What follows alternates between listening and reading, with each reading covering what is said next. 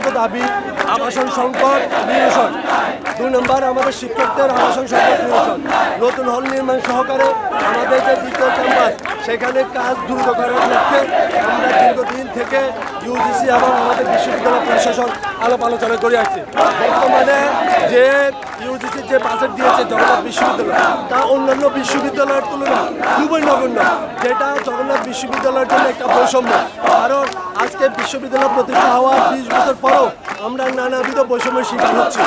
এই বৈষম্যের প্রতিবাদে জগন্নাথ বিশ্ববিদ্যালয় বছর পর বছর আন্দোলন সংগ্রাম করে যাচ্ছে, বাট তাই আমরা আজকে এই গভর্নমেন্টের কাছে আমরা লং মার্চ টু যমুনা আসছি যে আমাদের এই দাবি দাবাগুলো যেন এই গভর্নমেন্ট দেখে, এবং বর্তমানে আমরা যে সংকটে ভুগছি যে আবাসন ভাতা মানে এখন এই সময় আবাসন ভাতা সহকারে আমাদের যে বেদখল হলগুলো পুনরুদ্ধার সহ আমাদের যে দ্বিতীয় ক্যাম্পাস এই ক্যাম্পাসের কাজ দ্রুত বাস্তবায়ন করার জন্য দ্রুত এগিয়ে নেওয়ার জন্য আমরা মূলত আজকে এখানে শান্তিপূর্ণ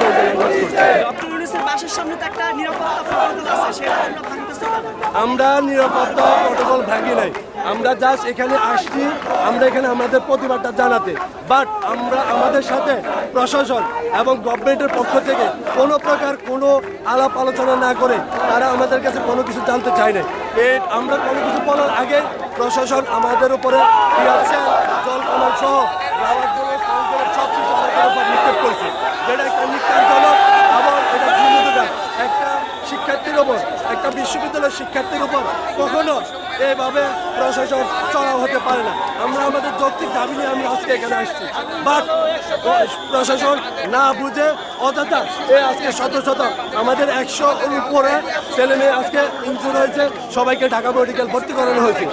কিন্তু আমরা যৌক্তিক দাবি আদায় করতে এসে আমরা কেন আজকে হীনস্তার শিকার হতে পারবো? এটা আমাদের প্রাণের দাবি, যৌক্তিক দাবি। এই দাবি আদায় না হওয়া পর্যন্ত আমরা আমাদের আন্দোলন চালিয়ে যাব। হল আবাসন, শিক্ষকদের আবাসন, শিক্ষার্থীদের আবাসন নিরসন হওয়ার আগ পর্যন্ত আমরা আমাদের কর্মসূচি চালিয়ে যাবো। মৌলিক অধিকার, এই অধিকার আমাদেরকে ফিরিয়ে দিতে হবে। এই অধিকার যতদিন পর্যন্ত আমরা না পাবো ততদিন পর্যন্ত আমরা অবস্থান করবো এবং আমরা আমাদের কর্মসূচি চালিয়ে যাবো।